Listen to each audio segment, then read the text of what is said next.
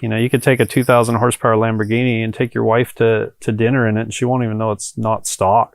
And that's phenomenal compared to where we were at 10 years ago.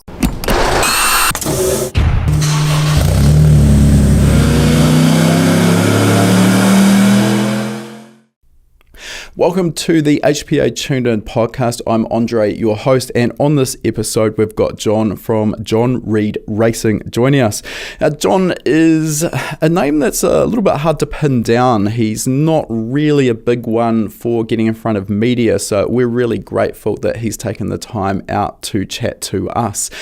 John, however, is a fairly big deal, particularly in the MoTeC M1 world. He's one of MoTec's probably premier developers of custom firmware packages. And you might be thinking, what on earth is a custom firmware package? Well, we're going to find out today as we talk to John.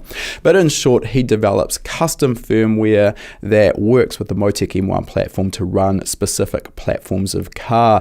And these days, it is getting harder and harder with the complexity of the electronics in modern vehicles to simply unplug the factory engine management computer, throw that away, and put in an aftermarket standalone. Sure, you may be able to get the engine up and running, but your ability to use the automatic transmission or dual clutch transmission was probably going to be non-existent. Likewise, the gauge cluster probably won't work, the ABS, electric power steering, the list goes on. And that is why this custom integration is so key.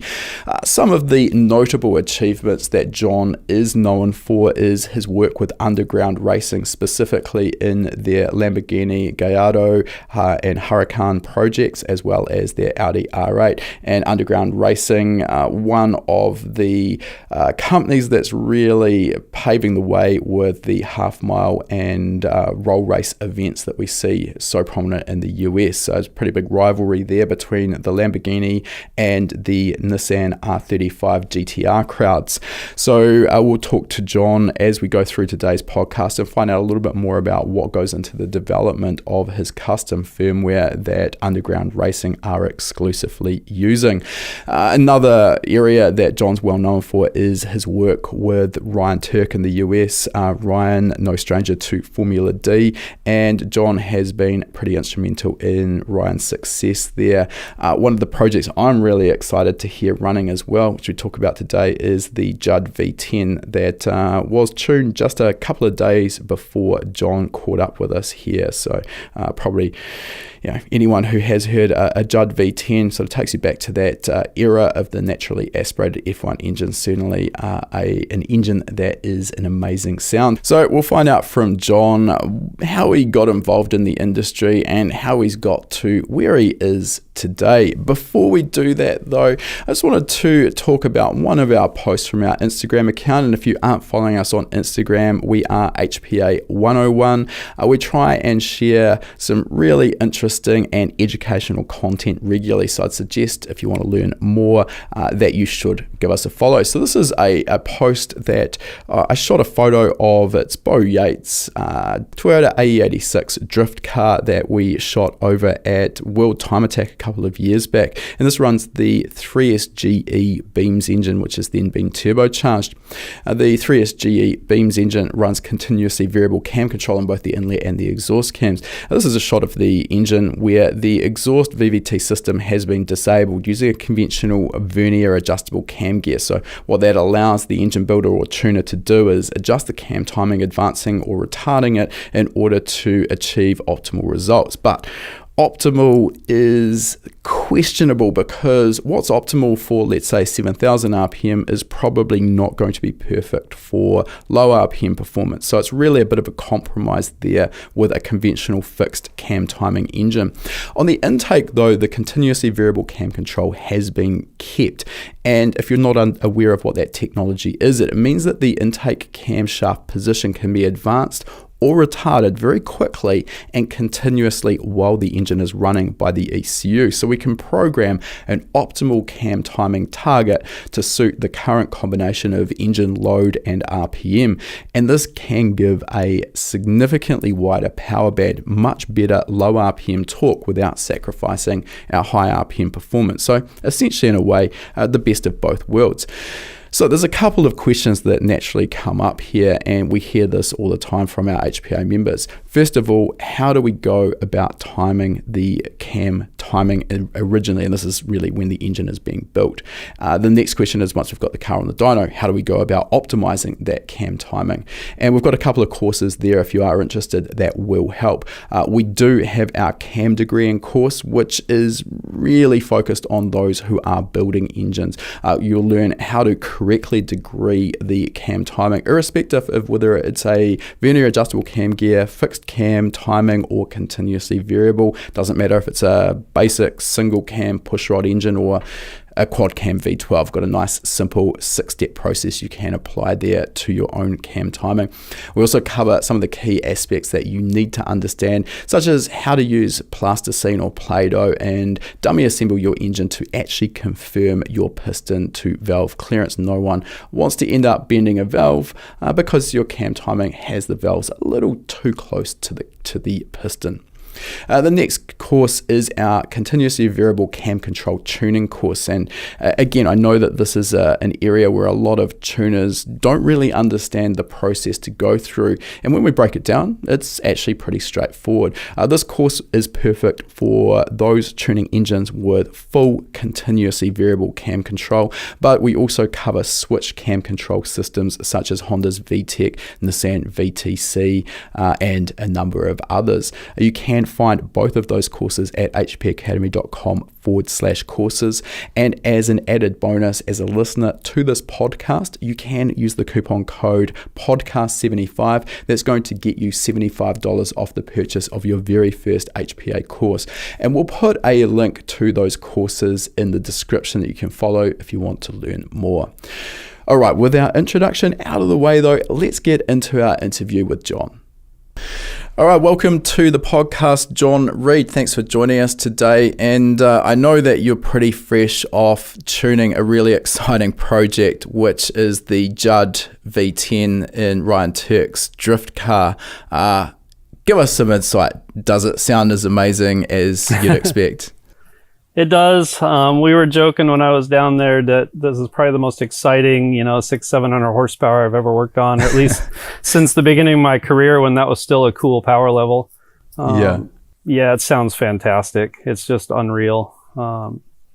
Brings back those old school memories of the naturally aspirated F1 cars. I mean, I listened to the Judd V10 and even the V8 hill climb YouTube videos, and nothing else quite like that sound. Yeah, it's that was always my favorite era of Formula One. I think was the V10 late in that era, and just to be there on the dyno and hear that thing, it just takes you back to that. It's not quite the same spec of engine, but the sound is 100% there. So, pretty incredible.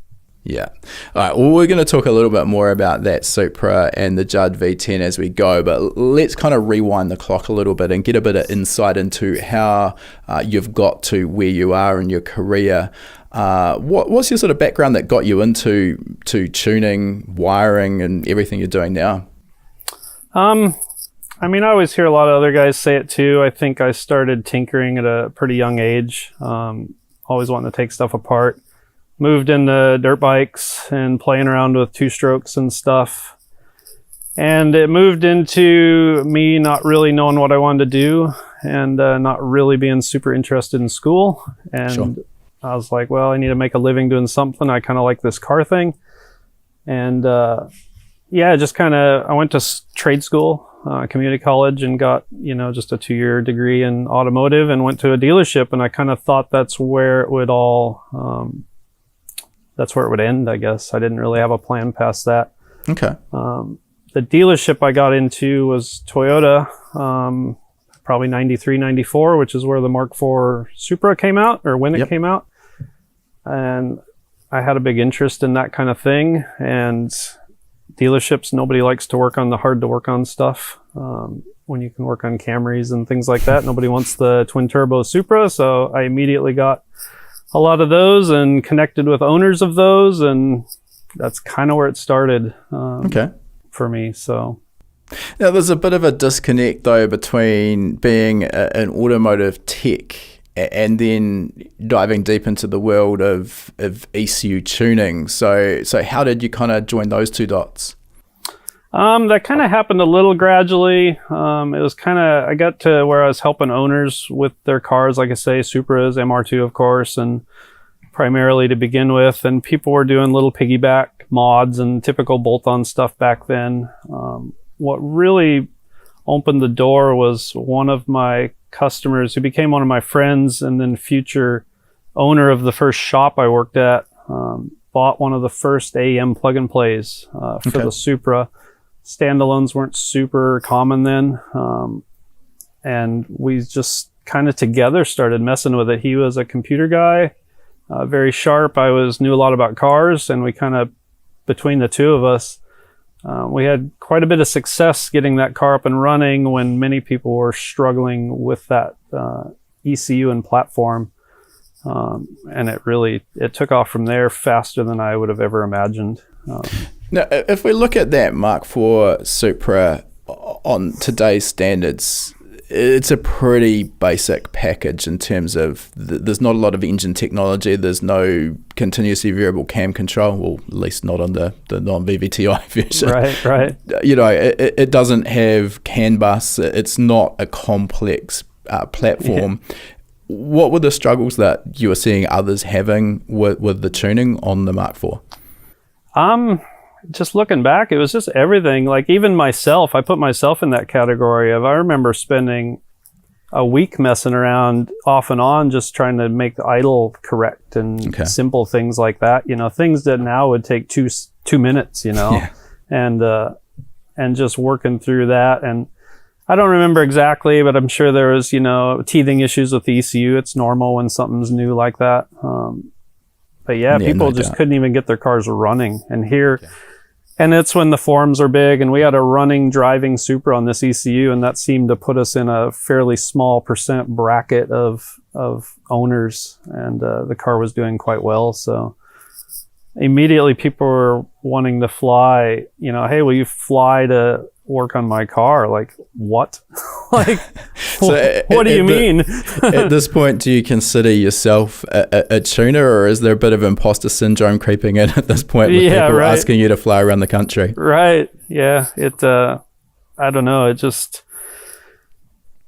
don't know what to think about it back then, you know, because I didn't feel like I knew really that much myself. But I guess if you know more than the people around you, they want your help. So, I think that's pretty realistic across the entire automotive performance industry. Right. There's levels of knowledge. So if you're the one, even if you've still got more to learn, if you're the one that knows more than everyone around you, you're the one that everyone's looking up to. Correct. And I still have more to learn. So it hasn't really changed any, but I think, in general, if I was giving advice to one of our HPA members who wanted to learn how to tune, my usual sort of reply would be, yes, you can learn to tune on a 700,000-800,000 horsepower turbocharged engine, but your envelope for tuning becomes much, much narrower, and it's going to be pretty easy to do some damage.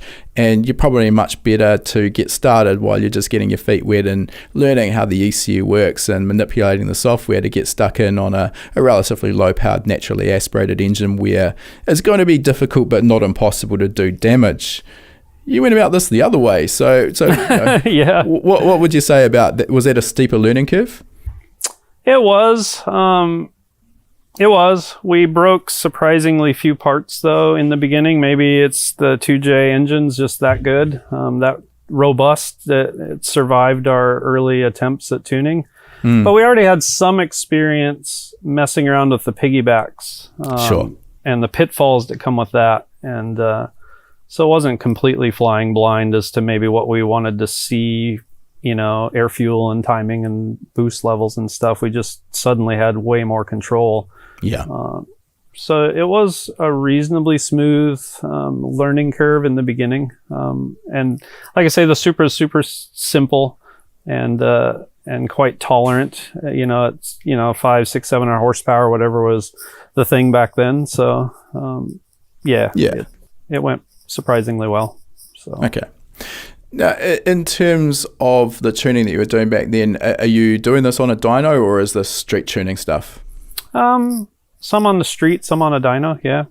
Okay. Yeah, it was hard to find a dyno back then, but there were some around. So, yeah, a bit of both.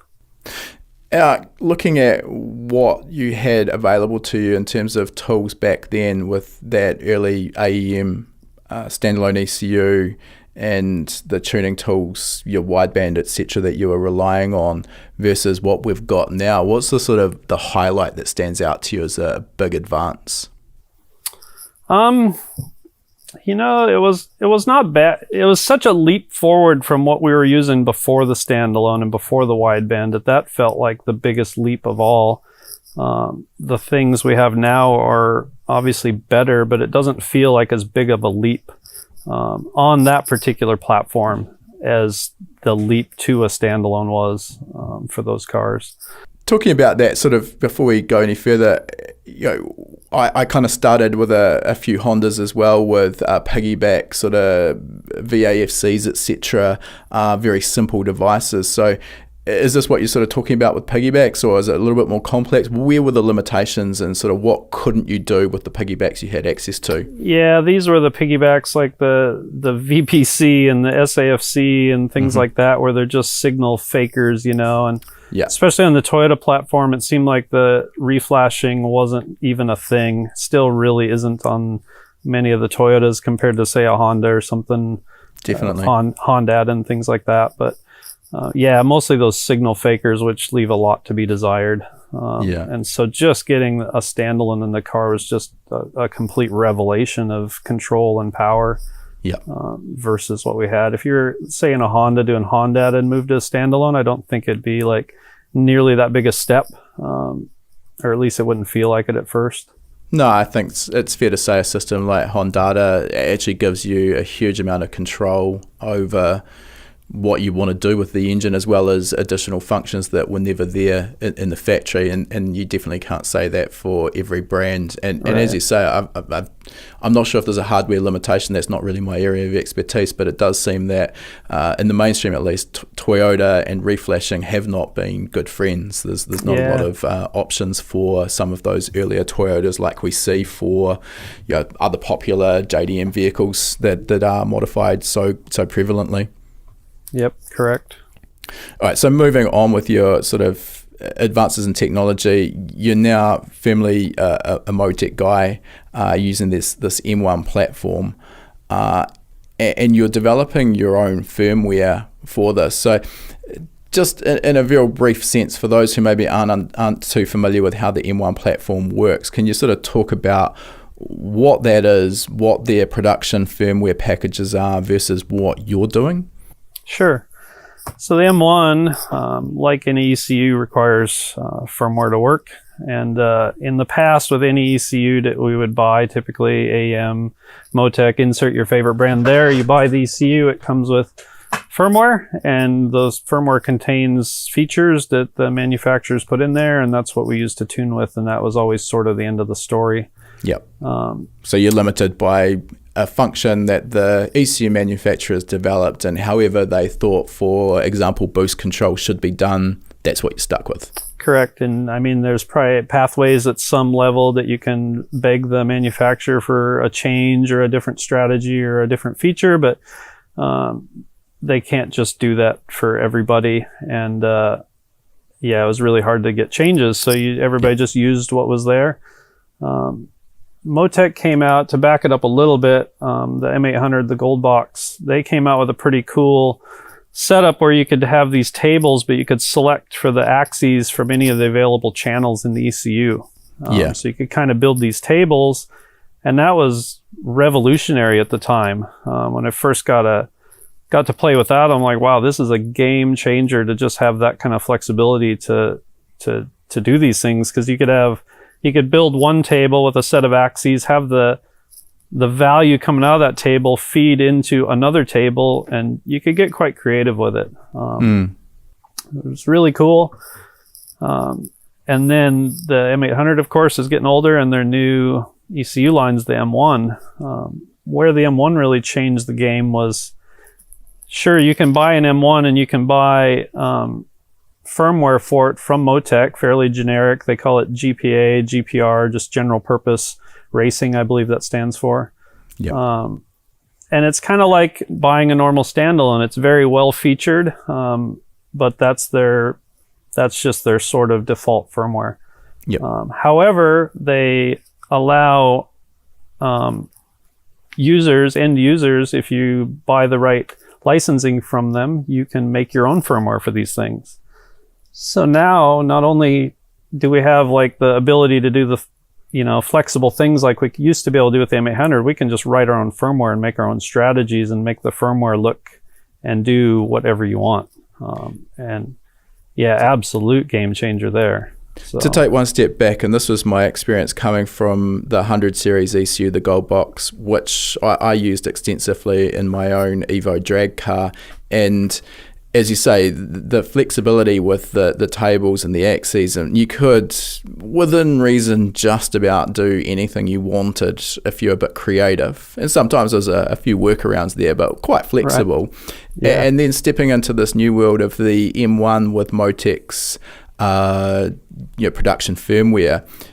I mean, this isn't necessarily disrespectful to MoTeC, but it straight away actually felt very limiting, because the way the M1 platform works is you no longer have that flexibility to change axes to your heart's content, do you? You're actually kind of locked in. So if you want to do some of this more flexible stuff, really the development license and writing your own firmware is almost kind of a requirement. Yeah, I mean, it's a requirement for guys who maybe want to get more creative than what, like you say, it does feel a bit limiting. It did to me. That's how I ended up going down the path I went down. And just the capability that it brought to the table was just hard to turn away from, even though I wasn't a programmer. But yeah, you're right. It is a bit more limited than the M800 in that regard. However, some of my newer firmwares, I've been introducing flexible axes similar to what the M800 had. Okay. To give the end user a bit more of that ability to just kind of do things themselves with the tables like you could in the M800. So that has been coming out. So. Okay. Yeah. All right. So when it comes to developing new strategies or functionality in your own custom firmware, what's driving the decisions there? Is this your own sort of, wake up at 3 a.m. with a bright idea, I can do this and write it, or is this customer driven? It's definitely both. I still do an awful lot of tuning, and so a lot of it comes from just me wanting something a different way than maybe what MoTeC wanted because really all of my firmware started foundationally with MoTeC's GPR. Yep. And so all the changes I've made are just either me wanting to do it a different way, wanting more flexibility, or my customers wanting something else. And I'm always open to hear what my customers want. If it's something that's not way out in left field, like, hey, that's a great idea, it usually gets in there for them. So sure. There are a lot of things. And then everyone benefits from that Correct. Functionality as you roll it out? Yep, everybody gets it. And so there's a lot of cool stuff in there, and not all of it's my idea. It's comes from the pool of users, and yeah, it really works out quite nicely. So a big part of this, you're dealing with functionality that has potentially huge impact on the way the engine's going to operate, or the way the car's going to go around a racetrack, or whatever you're doing with it. And it's obviously going to be pretty important to know that that's right before the car heads to a racetrack or even to the street. So what's the process you go through of actually validating a particular function? It depends on the function, of course, and where it's at in the firmware and what it's controlling. Some simpler level functions, like just say controlling an output, for example, that's intended to drive a relay or some sort of device. Often I'll just test it on the bench with the simulator and oscilloscope and stuff, and just make sure it's reacting as intended when you set it up in the software. Engine related stuff, I definitely validate on a vehicle wherever possible. Sometimes if we don't have an option to test it right away, then it, as soon as I can get it on the car, we'll validate it. So yeah, okay. because I can test it on the simulator, injector drives and coil outputs and stuff, and have a reasonably good idea that, hey, everything's working correctly, and then at first opportunity get it on a car. But I do a lot of testing here just I have a side-by-side I use. It's all stock, and it's quite good for chucking some firmware in and making sure nothing's broken. So yeah, it goes back to your point that stock machines sometimes is quite nice, because they're really hard to damage. So you can have things way sideways and it doesn't matter. So one of the other aspects when it comes to the flexibility of the development package is this CAN integration, which is another big topic that I want to dive into here, because that's becoming more and more prevalent with these late model cars. And before we had people like yourself and the flexibility of custom CAN templates, it just wasn't physically possible to take a 2020 model, or just about anything for that matter, and take the factory engine management system out of it and fit a standalone. And now the certain vehicles that you've developed custom support for, just to name a couple that I'm aware of, the Lamborghini Huracan and Gallardo and the R8. I know you're supporting those. So can you sort of break this down for those who maybe aren't aware of CAN at a high level? What is that, and why is this added a complexity for us as tuners? So CAN's just a 2-wire communication bus, which in simple terms just passes information between the various modules that are connected to this bus throughout the car. In my world, typically we'll be dealing with the powertrain CAN bus. There can be multiple buses on the modern car. The powertrain bus typically, engine ECU, transmission ECU if it's a DCT or automatic transmission, and maybe a few other devices like that. And then often it'll then link up with other things with the body module. It's added a lot of complexity in terms of adding a standalone ECU to these cars, because when you take the engine ECU out of one of these cars, a lot of stuff gets broken because it's no longer receiving the data from that engine ECU.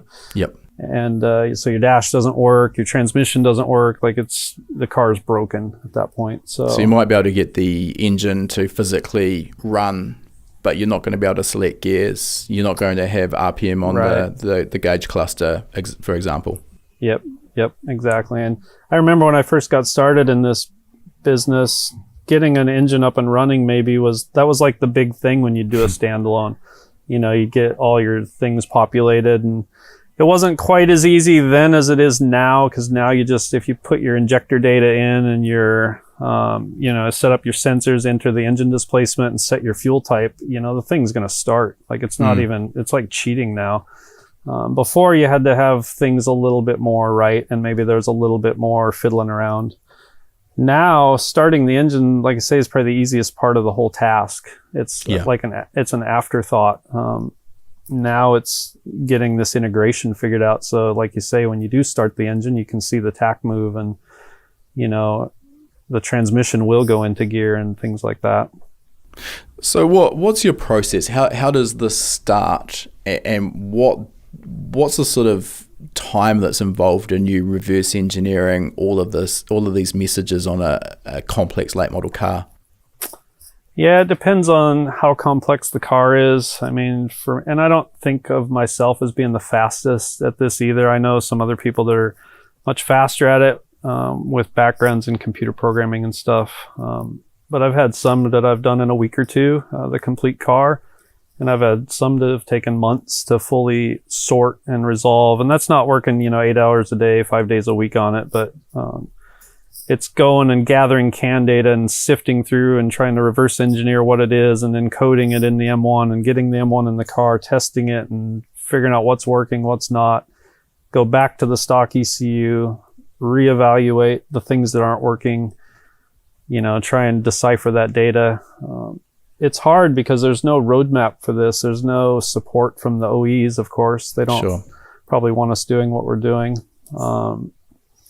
So you just have to decipher in what they're doing just based on looking at what the signals are doing, and kind of figuring out from there. And if you're lucky and can get a factory scan tool in the car, you can compare what you're seeing on the can versus the channels in the scan tool and kind of line things up that way.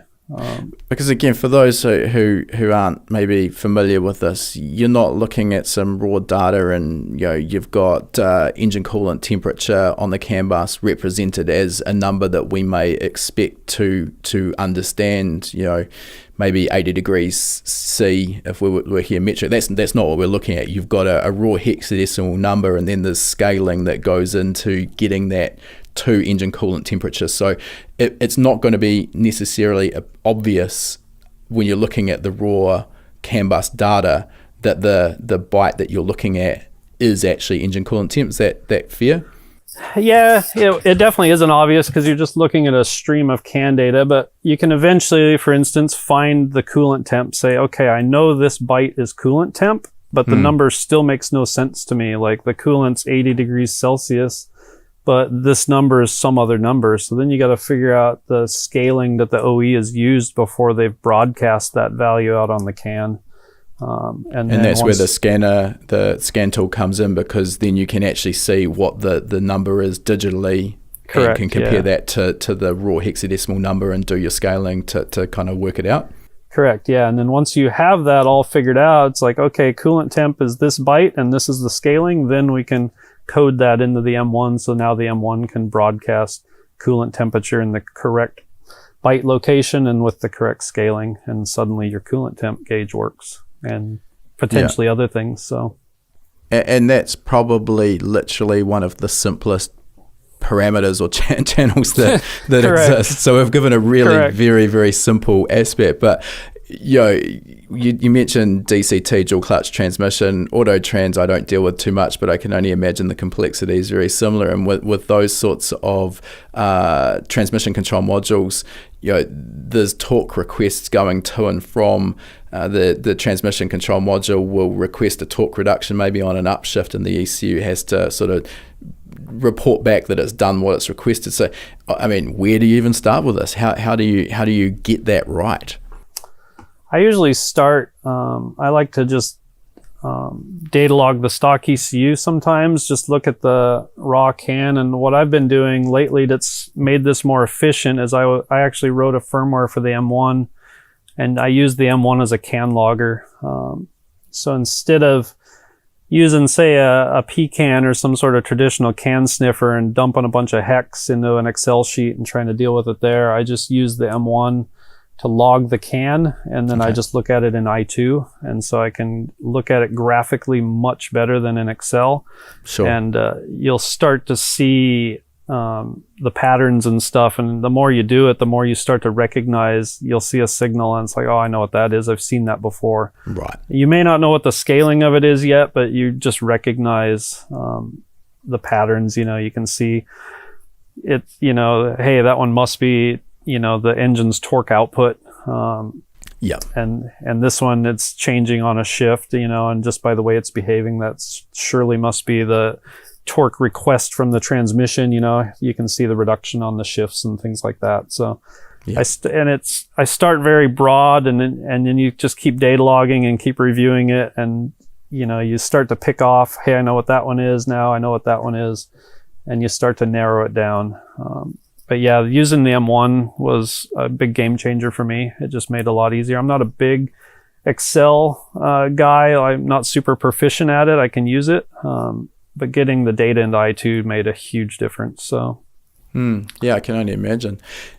In terms of the skill set that you've now built up, you go from automotive tech to budding tuner to successful experienced tuner, and now you move into this world, which I think it's fair to say not a lot of tuners can translate their skills across to writing code, which is what you're doing when you're building this custom firmware, and also reverse engineering CAN.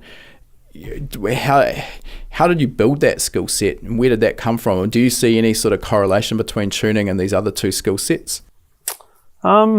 It's funny, when M1 came out, I was very excited about it because the hardware was more capable than the gold box, and the software, I guess I was a bit indifferent too. I was just excited to have more pins on the ECU at the time. That was a big deal. When they showed us M1 Build, which is the software that's used for coding the firmware, I was like, yeah, no, I'm not doing that. I'm not no, absolutely not. I completely wrote it off. Like, that's not who I am. I know nothing about it. I've never coded a line of code in my life. No. But I couldn't let it go, the idea of it. It was intoxicating in a way that I was like, man, that is the future right there. Like, to be able to write your own firmware, I just couldn't leave it alone. And so I just started poking with it in my spare time. Tiny little things here and there. And it really just kind of very slowly built up from that. I don't even want to know how many hours I've poured into Build since it came out.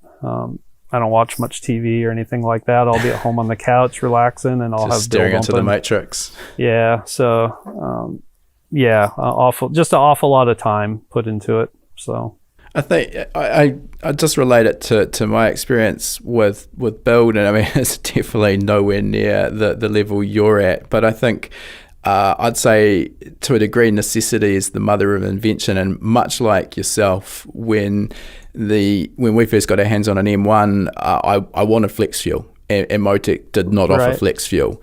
And that's where it started for me as well.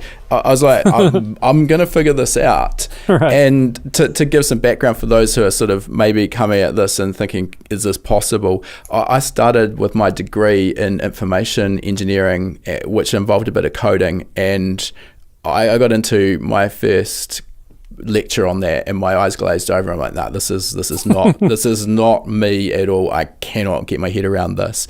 And then 10 plus years later, I come back at it again, but now I actually had a reason to understand it. And I mean, it is a little bit dumbed down, but I mean, what I found as well with the M1 Build is you're not starting with a blank sheet of paper. You can kind of go through an existing project and you see, I can see how they did this and how they do that. So again, like you say, you don't start building, a custom ECU for a Lamborghini Huracan. You start with smaller tasks and kind of build your confidence.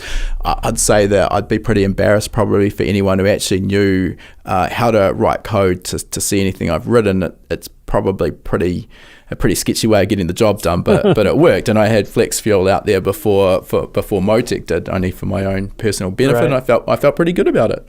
Yep. No, that's what's cool about it, and you don't have to take it to a super high level. I have a couple friends that's what they do. They do coding and stuff, and they use Build, and I mean, they're at a level that I can't even fathom. But at the same time, I can use it and get everything done that I need to do. So it is approachable. It does take time. Definitely. But yeah, it is really powerful to have that capability. Now, in a commercial sense, if you're looking at a potential new vehicle and you think there's going to be some demand for that vehicle for a MoTeC platform in the aftermarket, how do you decide if it's going to be commercially viable? Because of course, MoTeC themselves in Australia or the US could develop their own firmware package for a popular vehicle and kind of potentially maybe cut you off at the knees a little bit, or there's other aftermarket developers as well. So how do you sort of like weigh up the time that you're going to put into developing the firmware and whether that you think it's going to be commercially viable, or is this just a bit of a gut feel, I think I'm going to go for it? Yeah, it's a bit of a gut feel, I think. On some of the platforms, because you're looking at it from two ways, both how many do I think I can sell, or how popular is it going to be, but also how long it's going to take, because it's a big difference between doing, say, a side-by-side versus the new Supra or something. Of course. Massively different time scale potentially involved there. So, And do you represent that in the price you charge for the finished package? Typically a little bit, yeah. Okay. It just depends on the application. I don't, it's hard to tell though sometimes. MoTeC's been really good to me. I'll reach out to them sometimes and be like, hey, I'm thinking about doing this platform. Is this on your radar? They'll be like, it's kind of on our radar, but if you're doing it, we'll not do it. Like if there's a option that's available that's a good option, then they just don't do it. And on the same token, if they offer an option, like they have a package out for the Toyota 86, I would never do one. I just use theirs. So there hasn't, and that goes for, there's some other MoTeC developers out there that have done their own kits, and I prefer just to use theirs if there's one available. This all started because I just needed to do it to get ECUs in the car so I could tune the car, which was my original job. The M1 it's grown a bit beyond that now. Yeah, it's grown a bit since then, but it's still foundationally just trying to get ECUs into cars and get to tuning them or get other guys tuning them. So if there's a kit on the shelf that somebody offers that's a good kit, then sure, I'll just get that one. Yeah, it makes sense. I want to talk a little bit about this relationship you've got with underground racing, because you've had a lot of success with underground, particularly in their half mile and roll race vehicles. And there's a pretty tense rivalry, I think, between the Lamborghini market and the R35 GTR market. I'm not going to pick a side of that battle. The work that you've done for underground there on the Lambo package, how has that sort of developed over time? And is that something that is exclusive to underground racing, or do you do a production version for public as well? Yeah, so it has developed over time. Like I look back at the kits and the complexity that we had, 10 or 12 years ago whenever we started, and it's changed an awful lot. I mean, the first Gallardos we were doing had M800 in it. So, obviously it's changed a tremendous amount. The stuff I do for them is all exclusive to them. We don't sell it to the public, which is why MoTeC had an opening to do their own Huracan kit, which they have out now. So it doesn't really compete with us. We don't compete with them. So there's, a couple kits out there for the M1 platform now, for the Huracan and R8. So could you give us a bit of an idea maybe of what sets your Huracan package apart from the production one that MoTeC offer? That'd be quite interesting, I think. Yeah, probably the biggest thing that sets it apart, honestly, is it's just mine is geared for underground and their specific needs. Like, we just tailor it to what we specifically want, and whether that's better or worse, it would be hard to say. We've used both of them, but yeah, we've just been developing mine specifically for them so long. It's like an old shoe or something. It just fits and fits right. The MoTeC kit is a tremendous bit of kit. It's really well done. A bit more complex maybe in some ways. I think their torque strategy is quite a bit more complex than mine. For better or for worse. That's for the end user to decide, I guess. So. Yeah, in terms of these vehicles as well, because underground are doing engines producing 1,500, 2,000 plus horsepower, but a lot of these cars are still street driven. So, I mean, it's one thing to tune a drag engine that really only operates at either idle or wide open throttle, but I mean, at least from my perspective, it's actually often a lot more complex tuning an engine to cold start perfectly when there's snow on the ground, to restart when the engine bay is heat soaked, to offer good fuel economy, perfect drivability at part throttle, and nice crisp transient enrichment. Those sorts of things often I'll spend more time on than the wide open throttle tuning, which I think is easy to overlook. So what's your approach on that, and is there anything special you've done to get the best of both worlds there? I think the pat on the back for a lot of that falls more to the OEs than even myself, because they've just equipped the engines with more systems that make that feasible. They're quad variable camshaft and direct injection and things like that. So we can modify them to a fairly high power level, and the thing still drives amazing. You go through the normal steps of tuning it and fine tuning it and taking the time to make sure the cold start's right and make sure the drivability is right. But yeah, the variable camshafts and things like that have just made a tremendous amount of difference. You can make that kind of horsepower and the thing just drives like stock. You could take a 2,000 horsepower Lamborghini and take your wife to dinner in it, and she won't even know it's not stock. And that's phenomenal compared to where we were at 10 years ago. What about the complexities of the integration there with the dual clutch transmission? So we've sort of touched on this already, but there's a lot of toing and froing between the TCM and the ECU for the engine, and getting that integration correct, I can only imagine, critical not only for smooth shifting, but also for the life expectancy of the DCT. Yeah, it's definitely important for both of those. It's kind of like your point of wide open throttle tuning being easier than maybe the drivability tuning. The same holds true with the transmission. It's relatively straightforward to process the TCU's torque reduction request and reduce the engine's power and make the shift, something that it can do over and over again at full power. That's not the hardest thing that we have to do. Getting the torque requests and reductions right on part throttle driving around town kind of shifts, that's definitely takes a lot more time to refine. The light throttle blips on downshifts and things like that, so it's smooth and doesn't bump the car. It just takes a lot of time, fine tuning and stuff.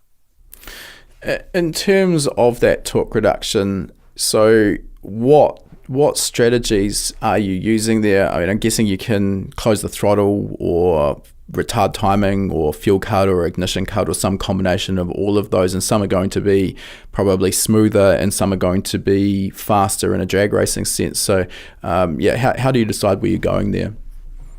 Yeah, it depends on the shift, how much load the engine's under and stuff. It's usually I'll do an ignition retard, fuel cut, or a mix of the two.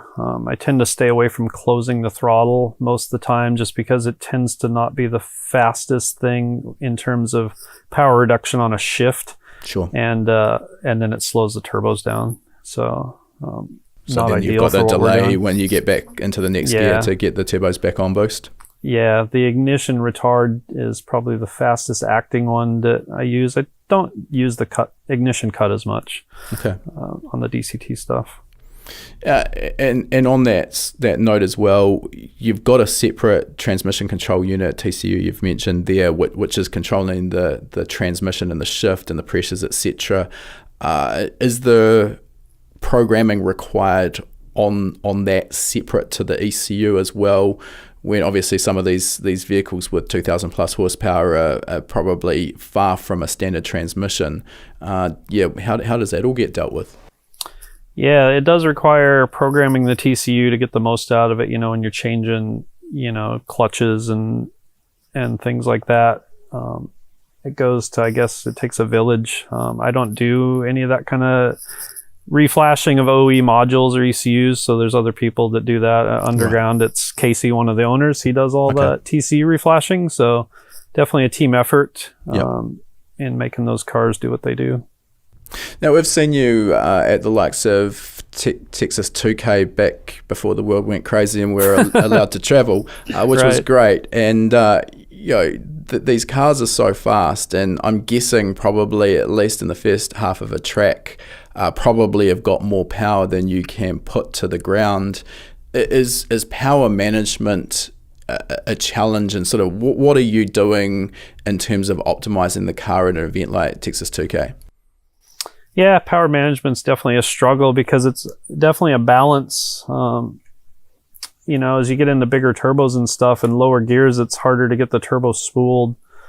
And so you have to manage the power, but you also want to be able to get the turbo going so that it's ready when it hits the next gear. So that's a bit of a trick sometimes. And it's just using different approaches. Obviously boost control, sometimes getting throttle control in there, sometimes ignition timing to do different things. So yeah, you're usually using a multitude of approaches to try and make that happen. Can you give us some insight into what that actually looks like inside the ECU? So are you using sort of timer-based control, or is this ground speed or gear-based for the things like your ignition retard and the throttle opening that you've mentioned? Yeah, for drag racing, I tend to like to use a timer. It's very predictable off the start. For the roll racing and things like that, often by gear maybe works a little bit better. Sure. Yeah. And when you're four-wheel drive like this, is it fair to assume that traction control is not an available strategy? It's not unavailable. It just, there's strategies you can do, G-based and stuff, but you can also do, some of the new GPSs out now are quite fantastic. You can actually get a pretty good ground speed reference from a good GPS and do some traction control with that as well. So the older units that are probably more widely available were, or still are, 10 hertz GPS units, so they're only updating 10 times a second. And fair to say that that's not fast enough for the actual speed input to be useful. Yeah, it's definitely not fast enough. You got to get 20 to 50 hertz.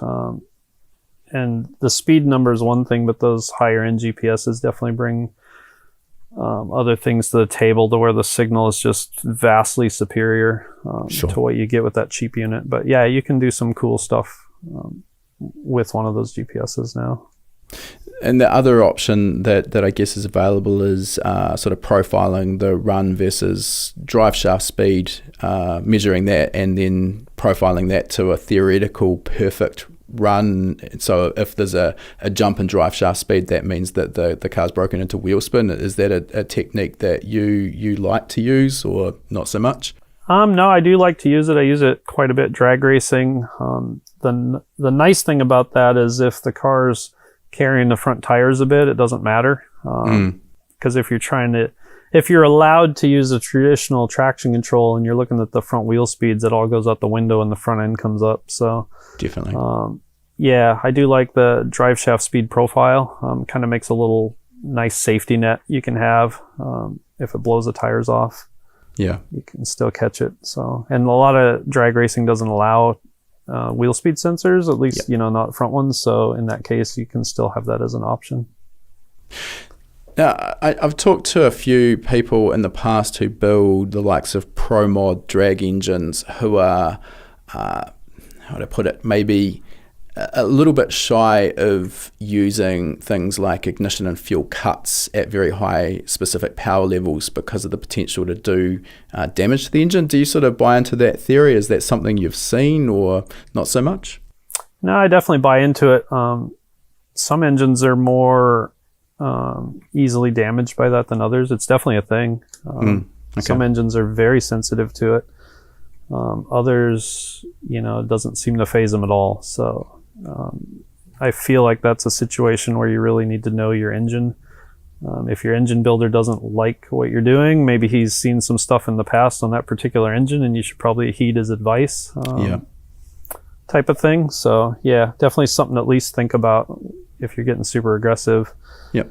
There are things you can do to kind of mitigate it, because it usually seems to affect the exhaust valve side. I think the excessive back pressure, turbocharged engine, and then you get pressure pulses from these explosions in the exhaust port, and suddenly the valves maybe not following the camshaft anymore, and it, depending on what your valve train situation is, you can get some real issues quick there. So yeah, as you say, definitely more prevalent on some types of engine compared to others.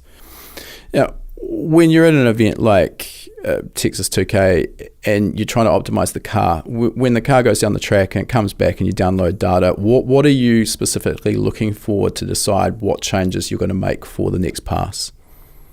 We're looking at a lot of things, wheel speeds. If you have a GPS speed reference, you can see kind of what your drive speed is on the four-wheel drive. Yeah. The G sensors. Just feedback from the driver. I like to watch the car from there in person, see what it's doing, and then just start adjusting it from there. Obviously, you're looking at all the engine data too, make sure the engine's happy and doing what you want and not in any danger. And just start turning it up from there once you've established a reasonable baseline. I like to start a little conservative, because if you go out there and just keep blowing the tires off, you're learning nothing. So I like to get a solid pass in and then just use that as my foundation and just start adding power. And do you find that changes during the course of an event as the track evolves, as it gets more rubbered in, as it gets prepped, etc., or even as the the temperature and sunlight change, maybe. Yeah, absolutely. Especially on some, for some drag cars, it's a very fine line. I do, some stuff with the IRS Supras, and it's like a hair's width. It feels like the window for that thing between optimum performance and it's not even moving when you drop the trans brake, So sure. The Lambos and the roll racing and things like that, I feel the window's quite a bit wider. It seems like we can kind of, the tiny changes don't matter quite as much with that stuff. Got a little bit more sort of room for error potentially. Yeah. Now, the other aspect here as well is obviously keeping the engine alive. And I've never been involved in half-mile racing myself, but I hear that a lot of damage can get done in that second quarter mile, as it's a lot harder on the engine components. So is that correct? And is there anything you're doing to sort of try and keep the engines alive for the full half mile? Yeah, I mean, that's definitely correct. When we have them on kill and we're going for a record, I mean, it hits 6th gear probably at the quarter mile mark, and I just don't even want to watch. It's like just keep your fingers crossed, because you just put it all in, and you don't know for sure. You do everything you can to make sure that thing's safe, and we have a pretty good foundation, and we really have a pretty good idea where the limit is at this point. But sure. That doesn't stop us from flirting with it to try and get a record. So when you push it right up to the edge isn't always in the same place. So there's a little bit of unknown there. So in terms of that edge, and you've said you sort of know kind of where that is, what's the limiting factor here? What's stopping you from being able to make them go another 3 to 5 mile an hour faster? I think at the moment, the biggest limiting factor we have is just the fuel. Okay. We're still on race gas, so at some point we probably need to make the move to methanol, and maybe that would allow us to push a lot harder with a little bit wider window. So is that in terms of the cooling properties of methanol compared to a petroleum-based fuel, or is it octane, or is it all of the above? Yeah, I mean, obviously the methanol, probably the biggest benefit's the cooling, especially on that long pull. And then just the other benefits that methanol brings to the table on a turbocharged engine like that, the relative octane, I guess, as you'd put it, as rich as it would be at those boost levels. So, yeah, okay. All right. Now, you just mentioned in passing there your work with the independent rear suspension Supras, and I mean, we interviewed Cody from Cody Phillips Racing back at Texas 2K, who's running your firmware package. And one of the interesting technologies that I think was maybe relatively new back then, you just started playing with, was the anti-wheelie strategy using an IMU. So Can you talk to us about what that anti-wheelie strategy is, why it's needed, why can't we just run wheelie bars, and probably on top of that, we need to know what an IMU is. Sure. An IMU is, traditionally an IMU, when most people think of an IMU, they just think of an accelerometer, a 3-axis accelerometer.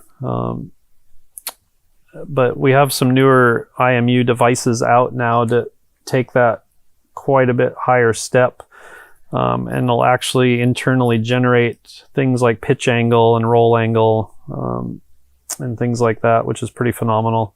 So we're going a little beyond the traditional X, Y, and Z axis, right? Lateral acceleration, G-force. Yep, correct. Out here, G-force. Yeah, and some of them are incorporating very high-level GPS units, and so we get some really fantastic data as to the positioning of the chassis, I guess, as it were, and we can see, what the pitch angle is of the vehicle, and log it. And with the anti-wheelie control, we can use that data to reduce the engine power if it starts to pitch up farther than we feel we want it to. A lot of these classes don't allow wheelie bars, right? So that's the big one, and the big push really for wheelie control is twofold. One, obviously, if you wheelie and got a pedal, that's not the most efficient way to get to the end of the track. So if we can do that process more efficiently than the driver, maybe we can win a race that we otherwise wouldn't win. Yep. But probably the bigger one, honestly, for a lot of these guys, is if you get a big wheelie and don't catch it in time, it comes down hard, it does a fantastic amount of damage. I mean, just makes your eyes water. Guys are breaking engine blocks and bending chassis and breaking who knows what, and it can be really expensive. So when we originally started down this path, it was really to protect these cars first, because these guys aren't professionals. They don't have spare shells sitting back at home that they can just move things over to. This is their baby, and it's a big deal when it gets damaged. So that was job one, is just, hey, can we use this technology to protect this chassis? And we found right away, with a little bit of tweaking, it worked quite well for that. Now, in terms of options available, because anti-wheelie actually isn't anything particularly new, and sort of high-end sports bikes have this built in straight off the showroom floor. Right. And as I understand it, laser ride height is a pretty common strategy in the OE world for anti-wheelie. You've got the other option, maybe of limited use, using ride height or shock travel potentiometers at the front end. It seems like the IMUs may be the difficult option to choose in order to achieve that strategy. What was your thought process behind going around it that way rather than something like laser ride height? The laser ride height actually works quite well. A lot of people use it. I think what started me down the IMU road was just a combination of knowing that's what sport bikes and OEMs did with the sport bikes and just being intrigued by that. And then my friend Sander he was working on a sensor that would generate the requisite data to do that. And it began as, hey, let's try this out. This is kind of cool. And it just morphed from there. And, the strategies improved, but his sensors improved, by a magnitude of 1,000 or some big number compared to the very first sensor. It's his newest stuff is unreal. So we've had Sander on the podcast already, and I'll drop a link in the show notes that you can follow if someone wants to go and listen to that. But we do talk about his IMU in that podcast. I think it's fair to say Sander is a damn rocket scientist. This is a super smart dude. But, where's the difference lie between a production sort of enthusiast level IMU that people might be finding out on the market at the moment at a relatively low price point, and the likes of what Sander's unit that you're using? Where's the differences? It's just the quality of the data, and obviously there's a price difference, probably tenfold more for the good one. But when you factor in the price of a really good, just traditional IMU, and say a really good GPS unit, which is also nice data to have on the car, then suddenly this very nice unit that's fully integrated with both is not really that much more money than those other two pieces. And the data you get out of it is, in my opinion, better, but you also get channels that you don't natively get out of those other two devices by themselves.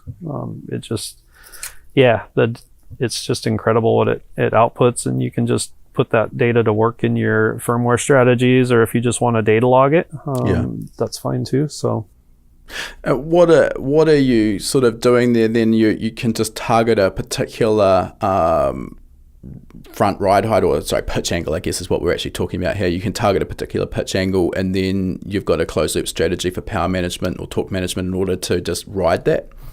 Yeah, because a lot of times we don't necessarily mind that the front wheels are coming off the ground a bit. Sure. So like a it's got all of that load transfer back onto the rear wheels to maximize traction. A suspension sensor, something doesn't really work very good for that. So you're either looking at a laser sensor or the IMU. So yeah, we can just figure out kind of what pitch angle we consider the right place to be, and I'll usually do a bit of a window on the power management to where it's like, yeah, this is an okay area for the car to be in. If it goes a little bit higher than that, that's okay, but we kind of start taking corrective action, like we start rolling some power out. Yeah. And then there's definitely a line in the sand where, okay, we've given up on maybe making this run as good as it can be. Now we just need to save the car. Yeah. Yeah. So there's definitely a harder cut that you can get into if the car gets past the point of no return, and we just need to get the front end back down. So Ultimately, I'm guessing though, this isn't a magic cure for just throw all of the power at the car out of the hole and send it and let the wheelie strategy save the run. I'm guessing you're still trying to tune the power delivery so that you're only riding just starting to touch that anti-wheelie strategy. Is that sort of a safe assumption? Yeah, that's definitely the approach. I treat it like traction control. If I can get close to it and never use it, that's perfect to me. Because it is reducing the power. So if you can do other things to not do that, if you can make chassis adjustments to keep that front end down without reducing the power, that's going to make a faster car. And if you can manage the power so that it doesn't have to cut it, half a second out to keep the front end down, that's going to make a faster car. So ultimately it is about power management and chassis management first, and then it was always meant to be a safety net to protect the car and in a perfect world try and win the run still. So I mean, I guess in that respect, it's no different to the likes of closed loop fuel control or knock control. They're not there as a alternative to actually tuning the fuel and ignition tables properly. They're there as a safety backstop in case something's just not quite right, and it can come along and pick up the pieces behind you. Yep, absolutely. All right, let's finish up here. I just wanted to get back to where we started this conversation, which is around Ryan's Judd V10. And I just want to go through the process involved with that. And I've sort of followed this build. I follow Ryan and obviously yourself on Instagram. And it was pretty exciting. I think Ryan posted a video a fair while back of Judd actually running that engine on their dyno in the UK. And then just recently you've run it back up on a rolling road here. Well, over there in the US. So how did that go down? Did Judd run that engine on their own ECU, whatever it was that those were equipped with, or was it on the M1 that you were using? Yeah, they ran it on the M1 that we'd purchased for that car, and the Judd engine had a wire harness on the engine that looked like it probably interfaced with some sort of Formula car or Le Mans type car.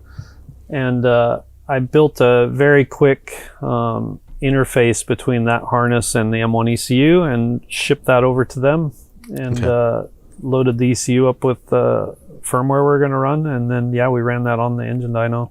And when it was run on the engine dyno, were you remote tuning that, or was that all in Judd's hands? That was all in Judd's hands. Okay. They happened to have a M1 base map for it already, so I think they just kind of merged that into our firmware and made a few runs on the dyno to make sure it was all good, and that was that. Okay, so fast forward to the engine shipping to the US and getting put into this A90 Supra chassis. Was there any fundamental change in the specification at that point, or is it just bolt-on stuff?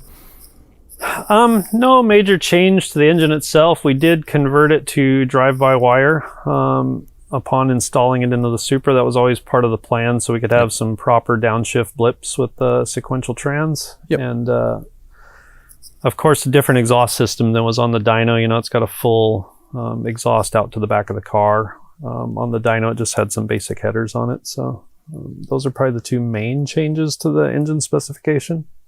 So on that basis, the calibration that Judd had in the M1 from their engine dyno setup, was it broadly in the ballpark? Was that enough to work from, or was it a clean sheet start from scratch approach?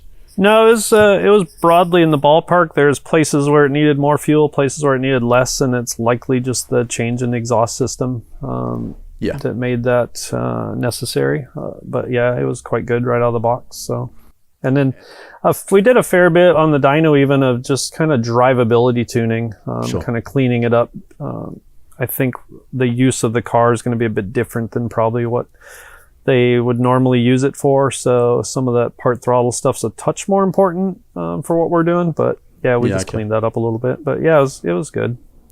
With such a highly developed engine revving to 11,000 odd RPM, is it possible to still get good drivability, or when we say drivability, is it sort of a relative term?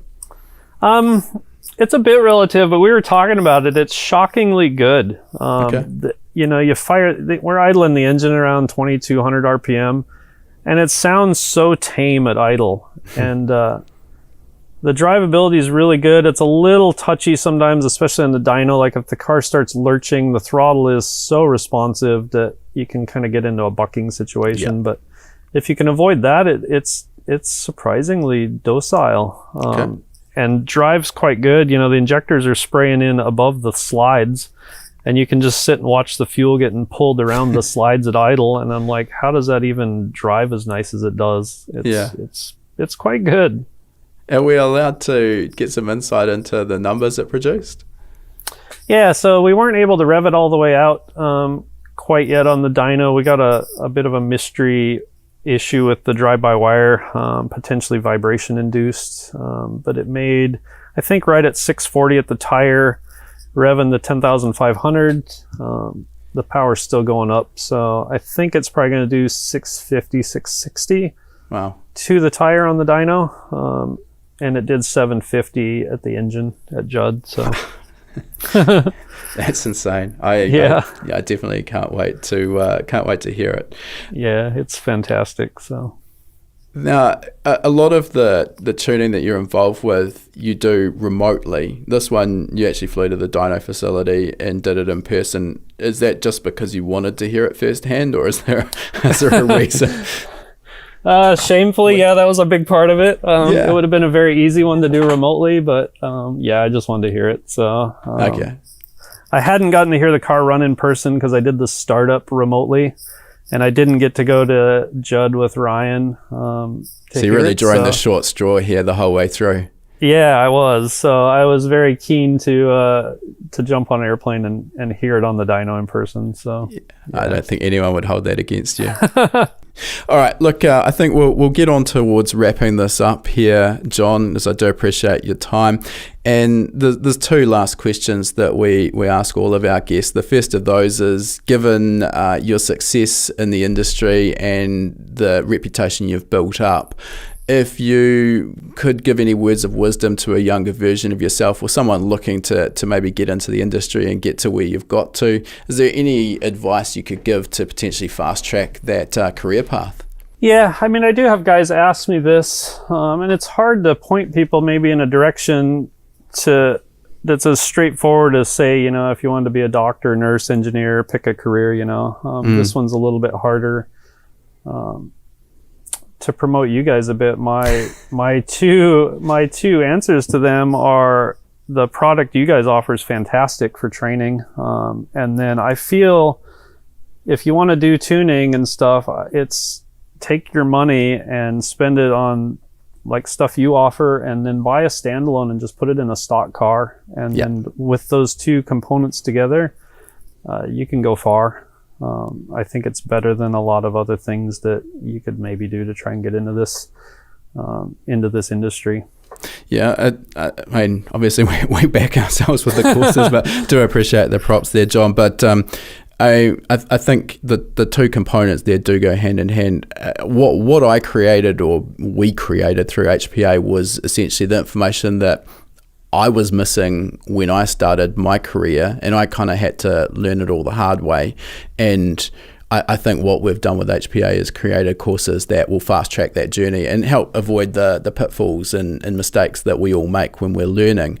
But beyond that, obviously, it is a skill where actually hands-on with the laptop, with the tuning software, is still vital. You're not going to come out the end of any course, no matter what it is, as an expert. You've actually got to get the runs on the board. So yeah, 100% agree. A cheap car, as I said at the start, maybe not a Mark IV Supra, because we certainly can't call those cheap anymore, and something that's going to be a pretty difficult or pretty resilient to your early tuning mistakes is probably the way to go.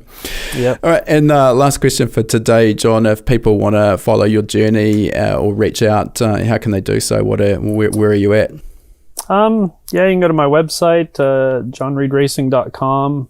If you want to follow on social media, Instagram is probably where the most action is. Just John Reed Racing on Instagram. Perfect. All right, John, really appreciate your time. Thanks for coming along. Thank you. All right, that concludes our interview. And before we sign off, I just wanted to mention, for anyone who's been perhaps hiding under a rock and hasn't heard of High Performance Academy before, we are an online training school and we specialize in teaching a range of performance automotive topics, everything from engine tuning and engine building through to wiring, car suspension and wheel alignment, data analysis, and race driver education. Now remember, you've got that coupon code.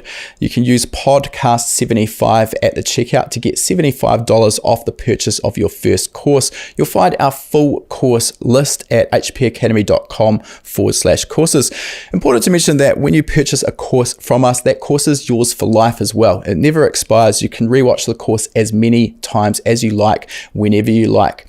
The purchase of a course will also give you 3 months of access to our Gold membership. That gives you access to our private members only forum, which is the perfect place to get answers to your specific questions. You'll also get access to our regular weekly members webinars, which is where we touch on a particular topic in the performance automotive realm. We dive into that topic for about an hour. If you can watch live, you can ask questions and get answers in real time. If the time zones don't work for you, that's fine too. You're going to get access as a Gold member to our previous webinar archive. We've got close to 300 hours of existing content in that archive. It is an absolute goldmine. So remember that coupon code podcast75. Check out our course list at hpacademy.com/courses.